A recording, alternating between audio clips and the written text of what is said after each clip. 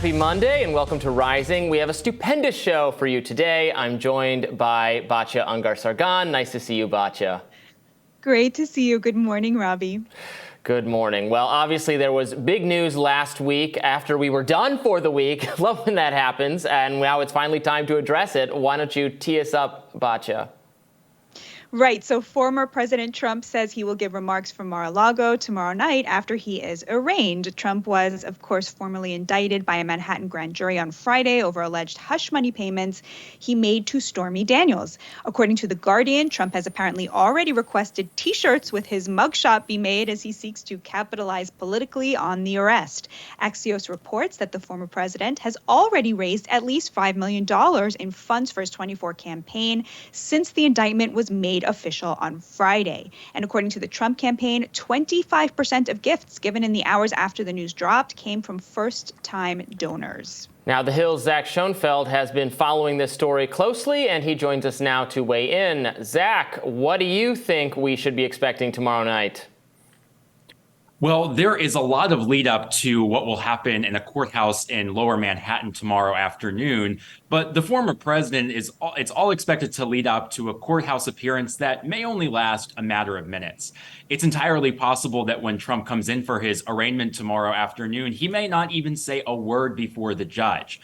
We expect during that court proceeding, the indictment will be unsealed. Both Trump's lawyers and the public for the first time will learn of the charges that the grand jury indicted him on last week. He will enter a plea. We expect him to plead not guilty, but his lawyers might be the ones to actually say the words not guilty in the courtroom. So then comes Tuesday night, where the former president has said he will make remarks at Mar-a-Lago.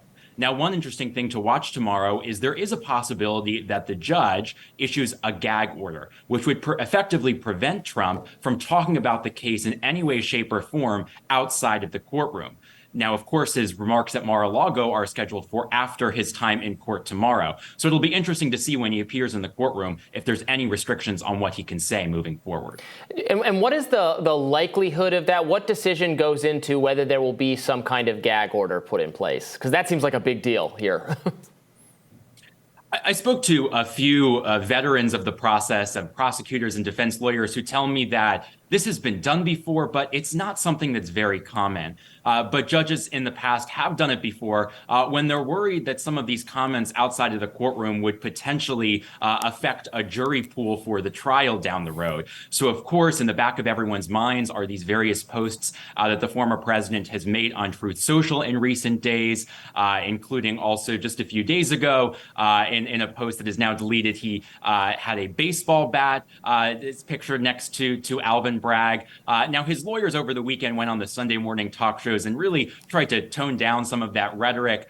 His lawyer, Joe Tacopina, said that the judge, he made positive comments about the judge that is expected to oversee the case. So really trying to tamp down that rhetoric. But it's some of those posts and some of those attacks on both the district attorney and the judge that we've seen from the former president in recent days that has given some longtime veterans of the process in Manhattan some pause and wondering if the judge will impose a gag order. Now, such an order the judge could either do on his own tomorrow.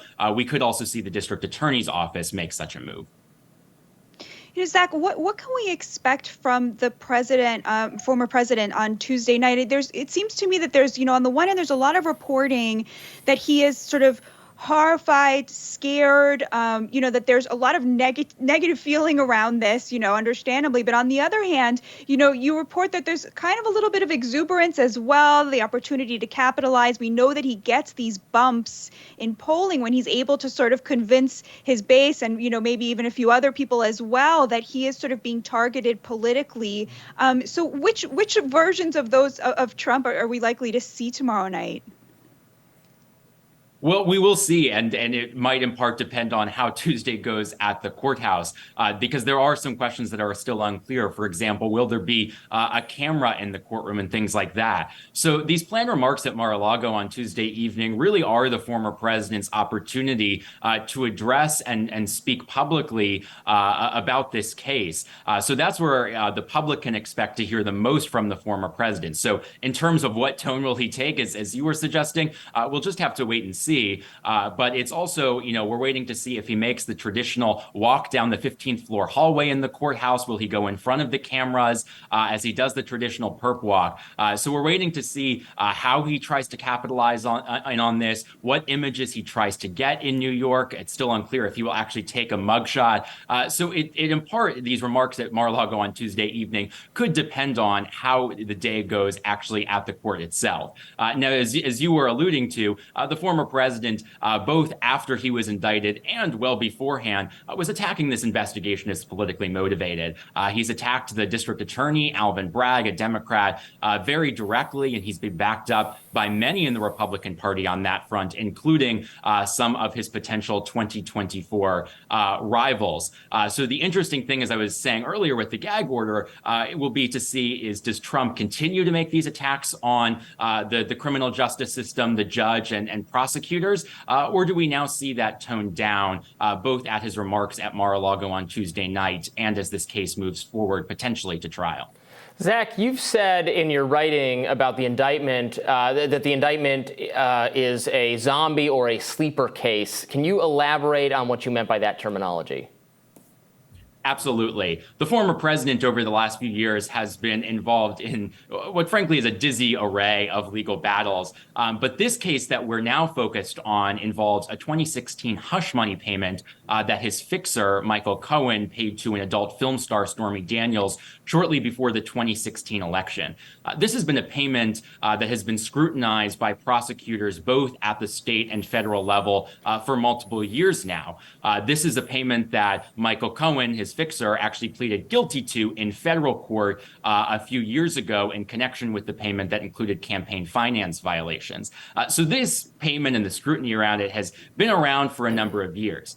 Now, the reason that it's been called the zombie case, that's a term that some prosecutors within the Manhattan District Attorney's Office have used, is because this is one of the first things they looked at when they first opened an investigation into Donald Trump. Since then, in the last few years, it's went to various different tracks. We've seen them look into the benefits that were paid to employees of the Trump Organization. We've seen them look into property values of the Trump Organization and whether they were unlawfully inflated or deflated for tax and loan benefits. But now, although we don't know the specific charges contained in the indictment, we are expecting them to focus on the case that started this whole investigation, the hush money payment. So it's been called the zombie case because prosecutors say that, yeah, it's faded before in that office under a former district attorney, but it never really died, as we can see now as the former president is prepared to face his first ever criminal charges. Zach, thank you so much for joining us today. Good to be with you.